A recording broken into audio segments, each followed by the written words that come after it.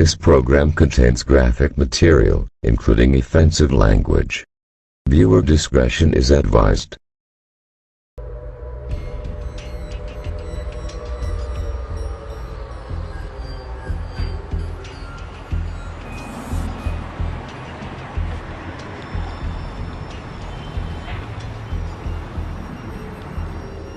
On June 12, 1980, the Los Angeles Police Department receives a disturbing call. While picking up trash along a freeway ramp, a highway worker finds the bodies of two young girls. They were both semi-nude, hidden under some brush, but you could see them from the roadway. They both appear to have been shot in the head. There wasn't a lot of blood at the crime scene, which indicated they were obviously killed somewhere else and then brought here and dumped. Police scour the area, but find no evidence that identifies the victims or their killer. The two victims who were young, were minors, so a check was made on possible runaways, missings, and through that process, it was found that they were both run away from the city of Huntington Beach. They are identified as stepsisters, 16-year-old Cindy Chandler and 15-year-old Gina Morano. Police are surprised by the violence of the crime. There's a lot of questions because of their age, the method of how they were killed, and the isolation area where they were dumped. Gina was shot twice in the head. The coroner recovers two .25 caliber bullets from Cindy Chandler's skull and chest and reveals she has been sexually assaulted. Investigators question friends and family of the girls and learn they frequently ran away from home. With no other leads, police focus on the bullets and try to identify the gun. We asked through the state all registered owners of the .25 caliber weapon we're looking for, and there was a horrendous list.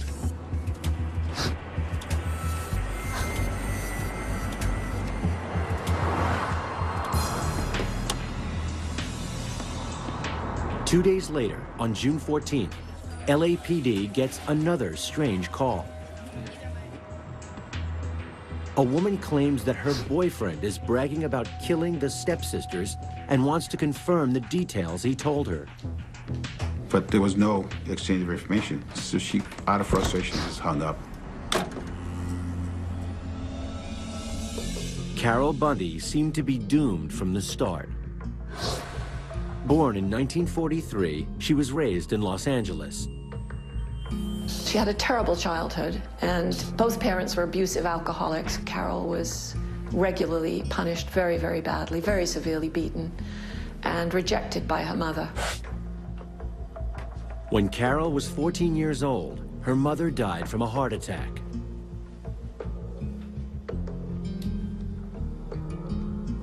That same night, Carol's father took her into his bed and said that she had to take over now for her mother.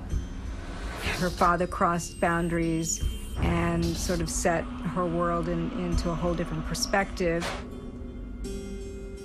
After her father remarried a year later, Carol went to a series of foster homes, and her eyesight started to fail. She became very, very promiscuous in high school as a way to get attention and to make herself feel loved by men, and basically that became her sense of identity. Carol Bundy seemed to be attracted to men who she thought would be sort of heroic for her, who would take her out of her life and rescue her and then provide a very strong model for her. She just enjoyed the feeling that these men could take charge. In 1970, Carol, already divorced, married her second husband in Southern California. She worked as a nurse until her vision deteriorated and had to resign.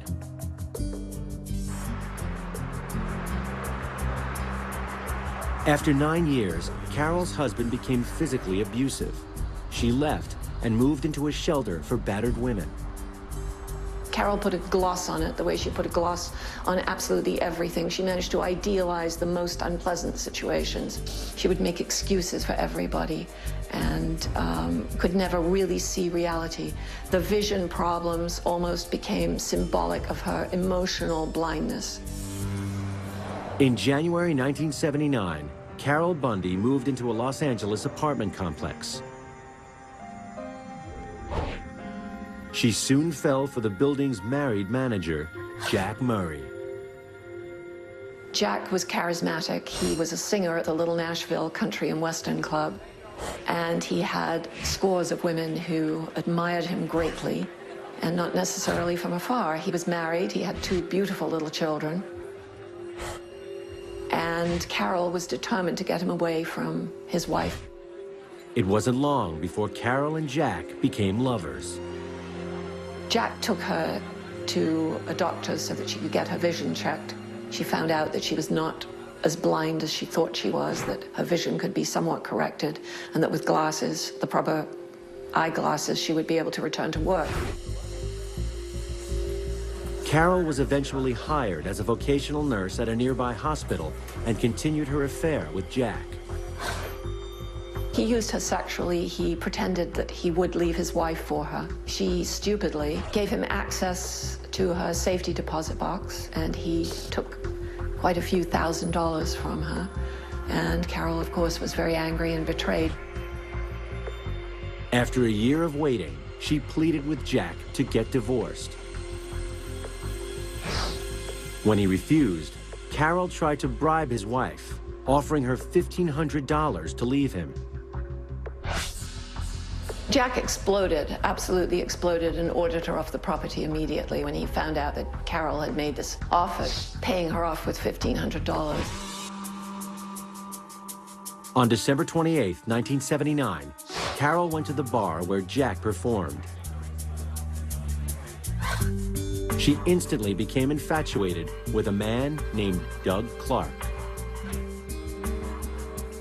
She, in fact, was an easy prey, an easy target, because she was such a confused, needy individual with such low self-esteem that she was easy to manipulate.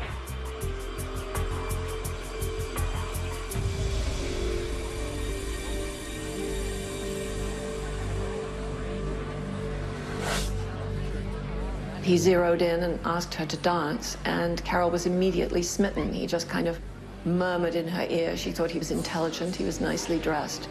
And she thought perhaps this was finally the man of her dreams.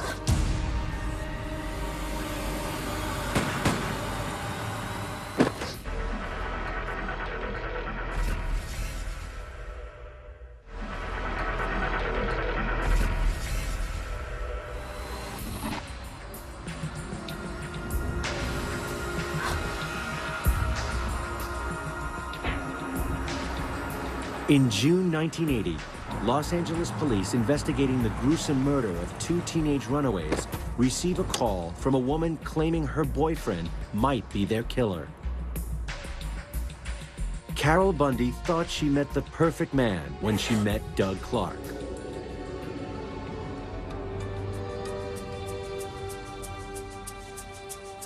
Doug was grandiose. He was full of himself. He was a braggart. He would impress women by sprinkling French phrases throughout his conversation and talking about his travels. He was always so full of himself, but it worked on the women that he was preying upon.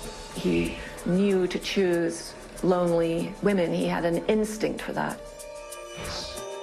Doug Clark grew up in a military family that moved all over the world.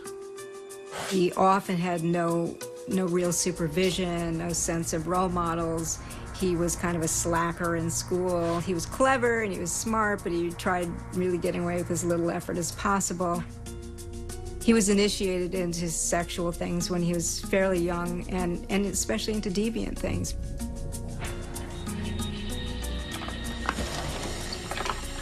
That there was an incident or a couple of incidents in his childhood where his mother caught him wearing her underwear or his sister's underwear.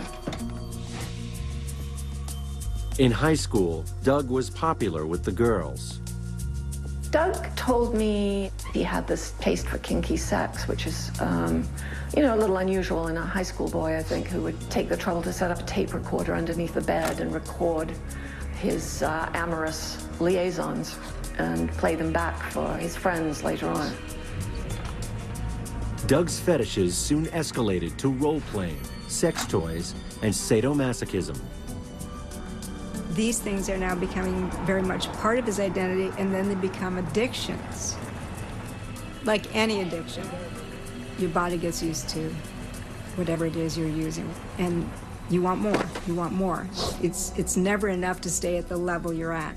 You either want a greater challenge, or you want to explore more things like that, or you want to have it more often, but no addiction stays static. It always hungers for more.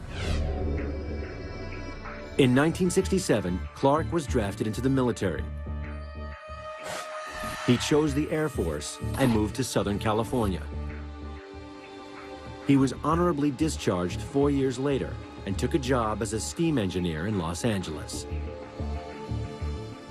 He also had a high IQ for someone who hadn't been to college. So he was a strange mixture of soothing sort of charm and this purring voice and those frightening empty eyes, really, that everybody who met him commented upon. The eyes, you could just get lost in them. When Doug saw Carol looking vulnerable, he knew he could charm her. Carol was, to his mind, an easy target because she was sitting in a bar. She was 37, she was overweight, thick glasses, complaining, drinking. She was exactly what he was looking for because he figured he probably could easily move in. She'd pay for things for him, and he could stay with her for a while, and he didn't have to do a whole lot except pay some attention to her. Within a few weeks, Doug and Carol rented an apartment together in Burbank. But he had been looking before he met Carol for a woman who would share his fantasies about killing. Doug slowly divulged to her his sadistic sexual fetishes. In Carol, he found someone who was receptive, and because he combined his fantasies of violence with lovemaking, it began to sort of desensitize Carol to the idea of this extreme violence. Carol soon shared Doug's twisted desires and didn't complain when he brought other women home, even an 11-year-old neighbor. She's already experienced what it's like to be a young girl and have a man inappropriately touching her and caressing her and having sex with her. So to see someone like Doug Clark doing this with an 11-year-old would not startle her as it might somebody else, because she's already seen that men take charge, take over, and do what they want. And who is she to question that? On April 24th, 1980, Doug convinced Carol to apply for 2 .25 caliber Raven automatic pistols. Wanting to please him, she willingly complied without question. And so they went to a pawn shop on Van Nuys Boulevard, and they picked out a pair of little Raven automatics, and they called them the toys. One was for Carol, one was for Doug.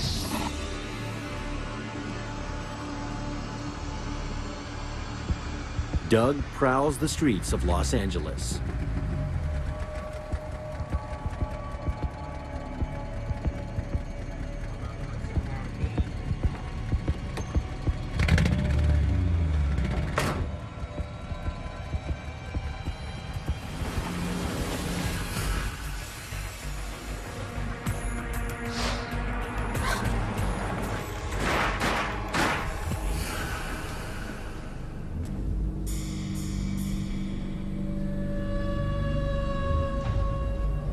Two months later, Doug told Carol he killed the 2 runaways.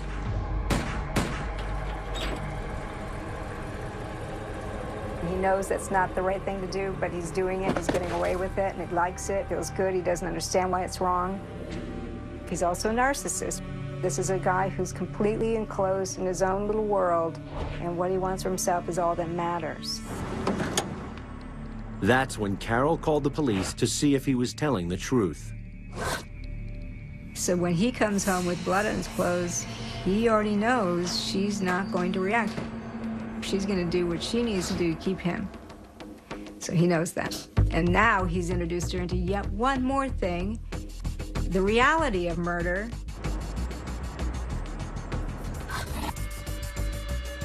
Carol, at this point, is losing touch with reality because she's more and more limited to being around Doug. She's losing all her sense of self.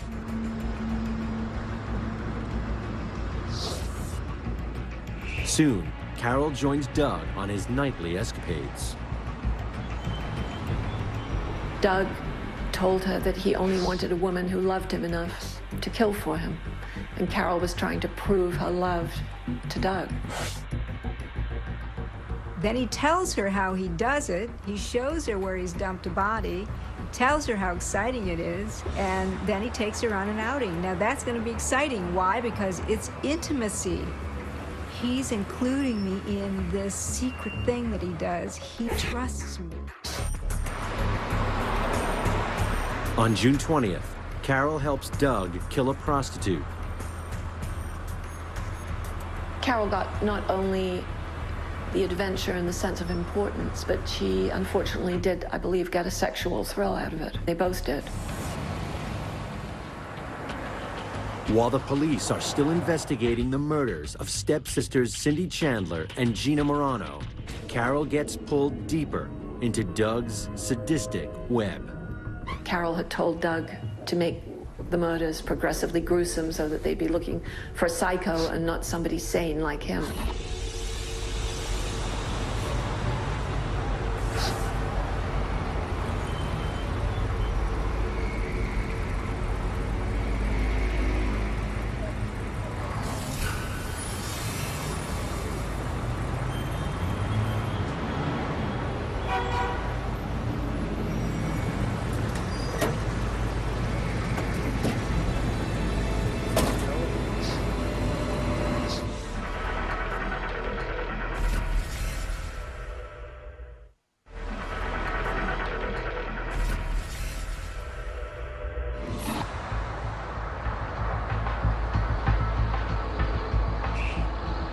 In June 1980, Los Angeles police investigating the murder of two teenage girls have no idea that sadistic killers Doug Clark and Carol Bundy are on a murderous rampage in their city.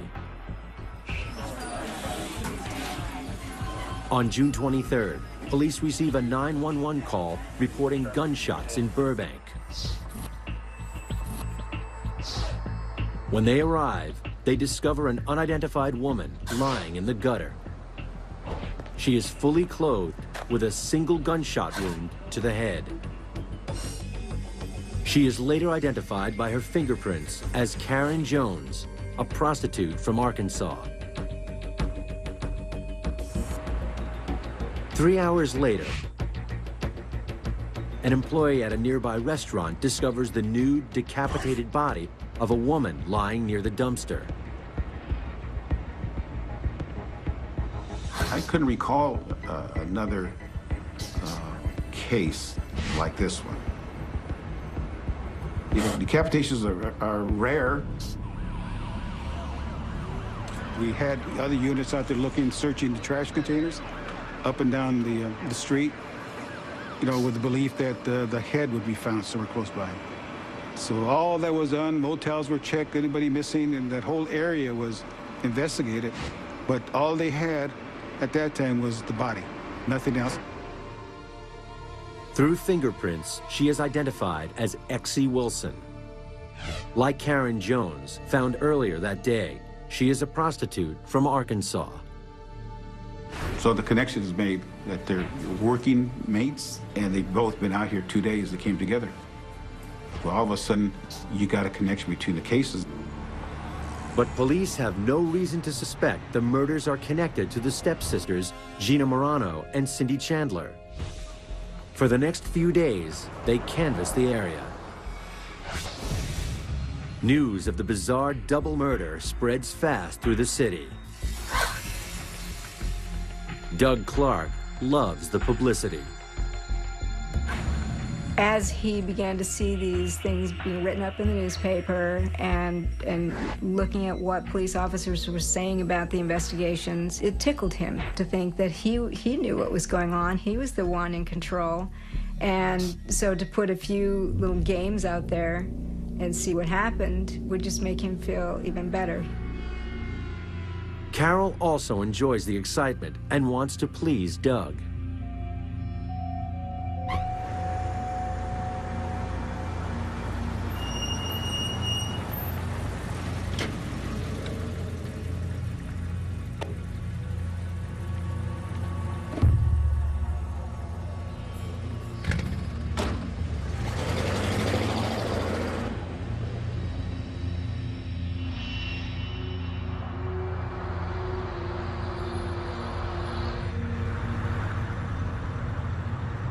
On June 27th, a few miles from where Exie Wilson's body was found, a man stumbles upon a strange box.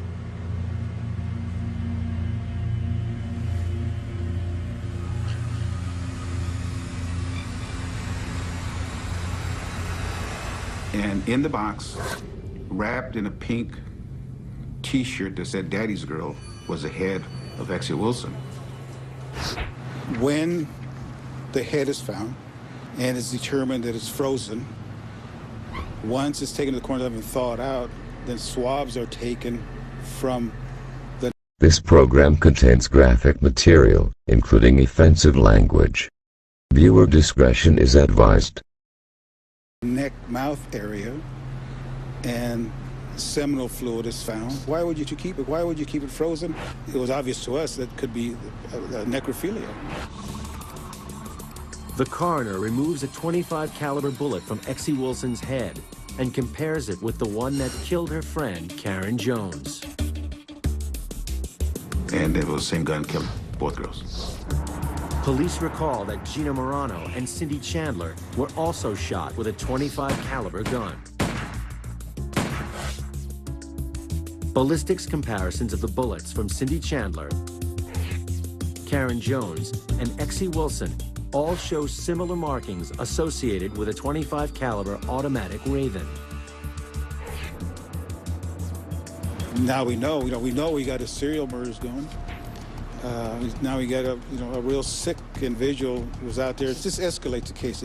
Now you've got something that you're being sent a message. They question prostitutes on the Sunset Strip.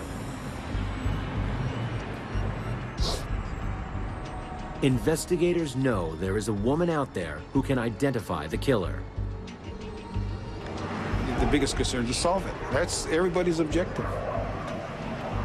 When it increases because of this case and its bizarreness, you want to push a little harder to stop it or to solve it.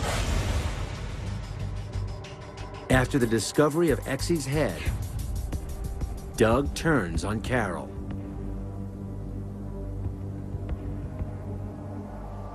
Doug was getting increasingly angry with Carol and calling her a screw-up. She was afraid that he was going to kill her. She thought she might be the next victim.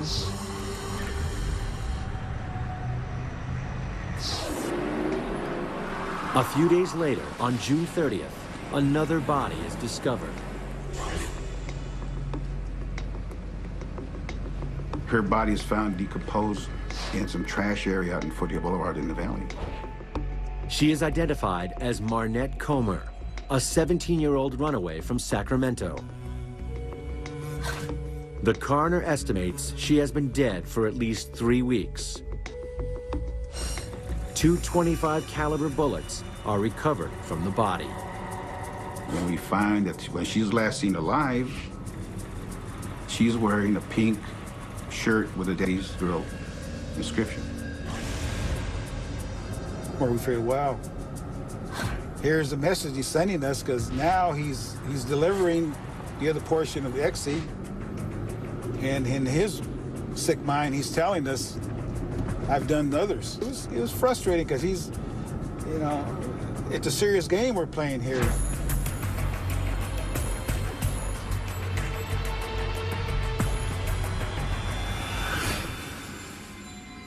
Get more Wicked Attraction online.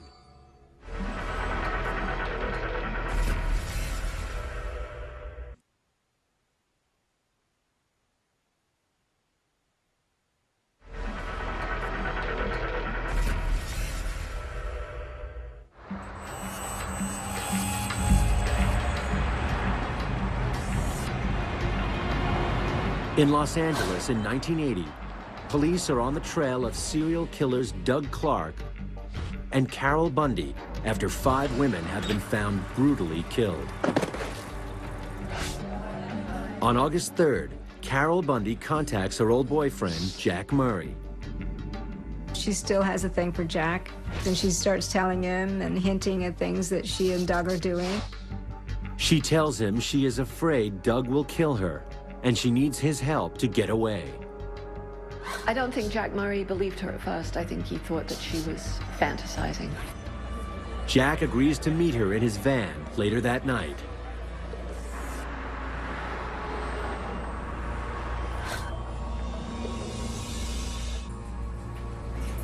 On August 9th, residents in Van Nuys contact police because of a foul odor coming from a van parked on the street.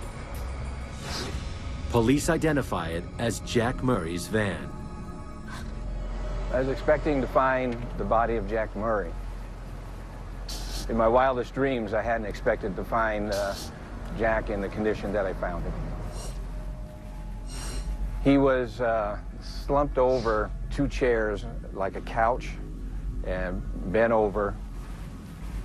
As I came closer where his head should be, I noticed a bloody pillow and no head. There was a lot of blood. The body was swollen because of the heat being in the van as long as it had been. He had been also cut with a knife. Police cannot locate Jack Murray's head, but they do find a .25 caliber shell casing inside the van. An autopsy concludes that Jack Murray had also been stabbed 9 times. When Jack Murray was found decapitated, he immediately thought that it could be connected because of similarities. Police questioned witnesses at the bar where he worked. Money came to the forefront because Jack had conned her out of a large sum of money, and that you know, she was an ex-girlfriend and wasn't too happy with Jack. Police go to her apartment and bring her in for questioning.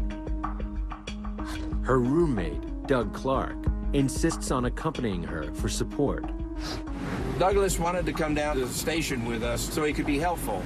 He wanted to be present when Carol was being questioned. Investigators questioned Carol about her whereabouts the day Jack Murray disappeared. She tells them she was with Doug all day. Carol, I was very uncomfortable with.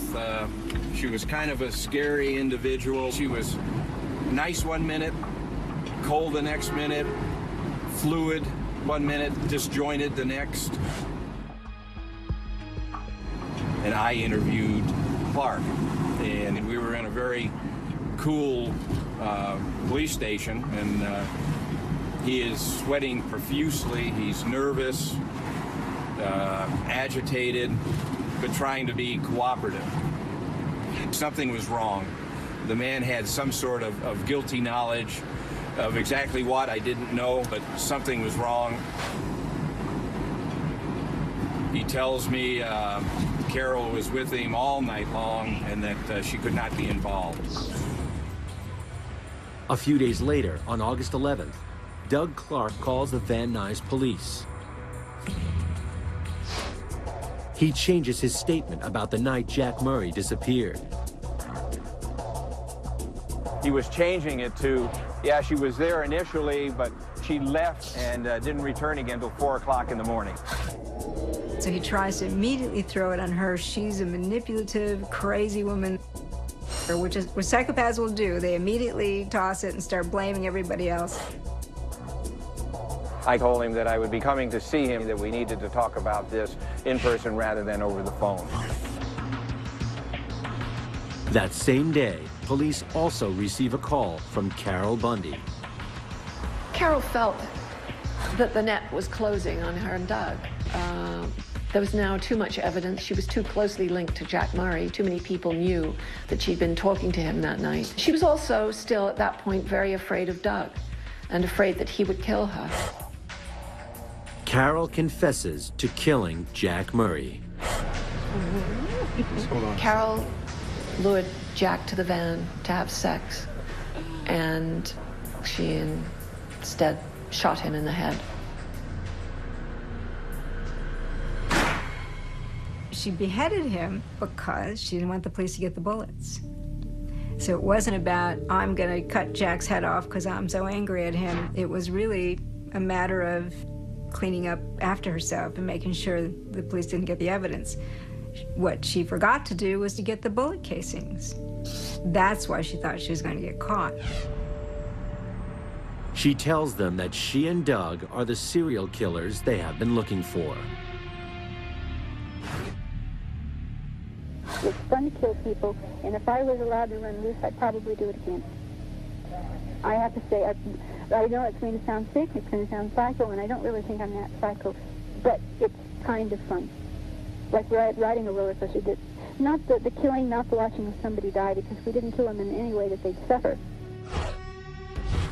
Investigators pick her up, and she gives them clothing that she claims belongs to some of the victims. She also hands over photographs of Doug and the 11-year-old girl.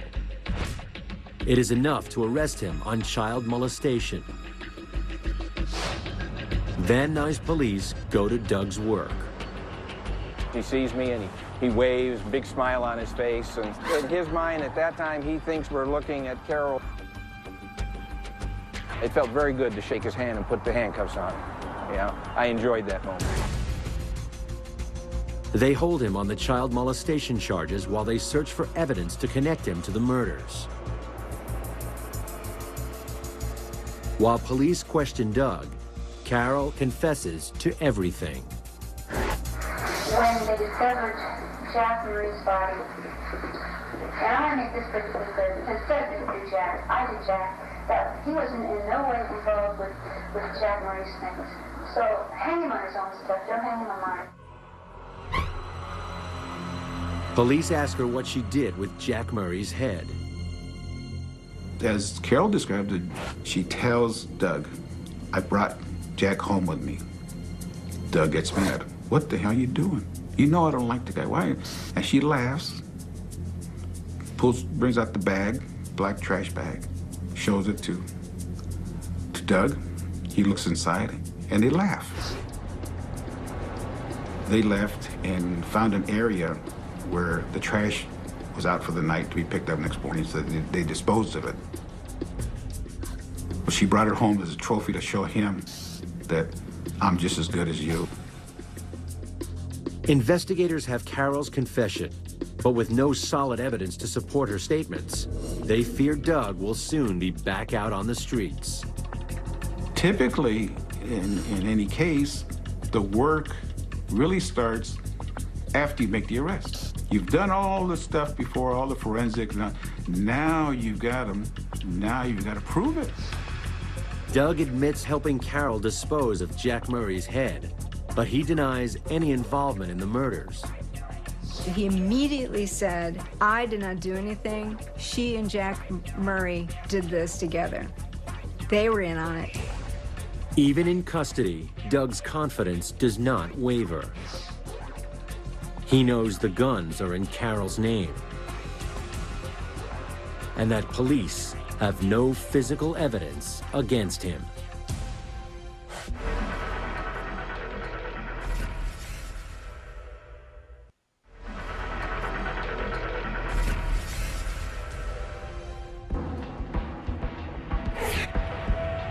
In August 1980, Los Angeles investigators have suspected serial killers Doug Clark and Carol Bundy in custody after Carol confesses to the murders.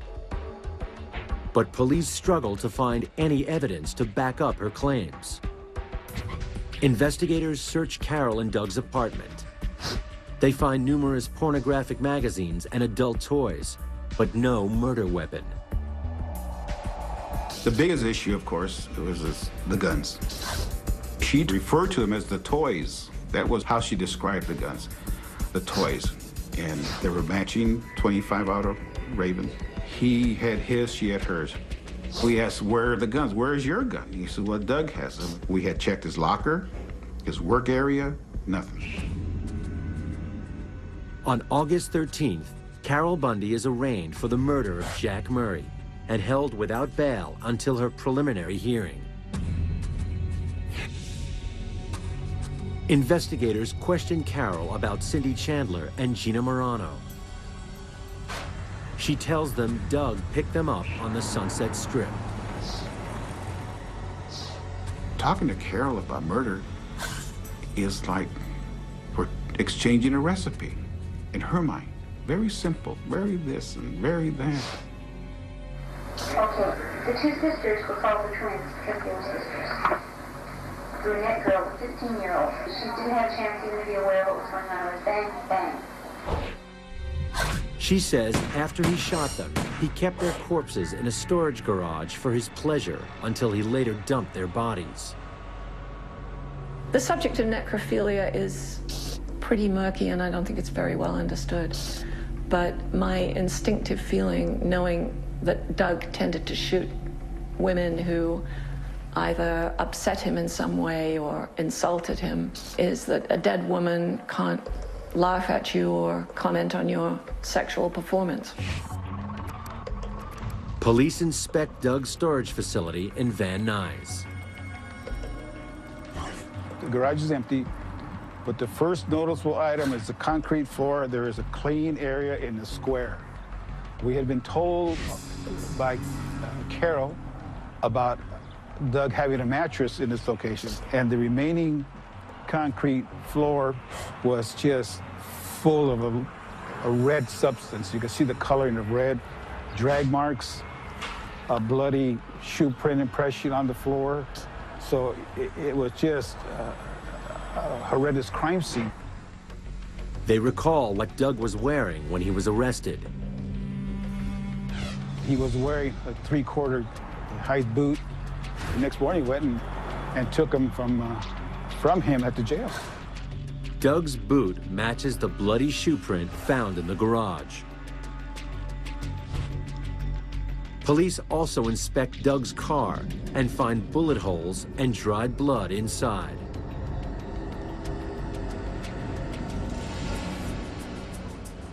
Investigators have the physical evidence they need, but Carol Bundy continues to talk. She tells authorities what happened to Karen Jones and Exie Wilson. He saw them, and something about what Karen said he didn't like. He got mad at her, right? So then he picks up Exie, drives her, kills her, and drives her, dumps Exie, keeps the head in a bag in the back seat, goes back to the strip looking for Karen because he got mad at her for whatever she said. He got a little ticked at her, and he said, I'm gonna get you. And he goes back, and he got her. And Doug brought Exie Wilson's head, to the house. Put makeup on Exie's head every morning for Doug. The way she's expressing it and the look on her face of elation that they're having with this thing, weird. Carol says she did not know of Marnette Comer's death, the fifth victim found, but she admits to helping Doug kill another prostitute and dumping her body. Then, on August 15th, one of Doug's co-workers discovers two .25 caliber Raven automatics behind some loose bricks in the factory where he worked. Now we have the guns, and tests are conducted. This is the gun that caused the death of, here going down the line of the girls. And then Carol's gun is the gun fired in Jack Murray's car. So the guns are just tremendous because, we had, not only the right guns, it's their guns because they were purchased and registered. In addition to the child molestation charges, Doug is charged with 5 counts of first-degree murder for Gina Morano, Cindy Chandler, Karen Jones, Exie Wilson, and Marnette Comer. On August 26th, a worker inspecting some water towers in Antelope Valley stumbles upon something in the bushes. And they had found skeletal remains, and in the head was a .25 caliber bullet that matched the guns. Police are unable to identify the remains. But Doug is now charged with 6 counts of capital murder. On January 28, 1983, Doug is convicted of 6 counts of first-degree murder with special circumstances, plus 1 count each of attempted murder, mayhem, and mutilating human remains. He receives the death penalty.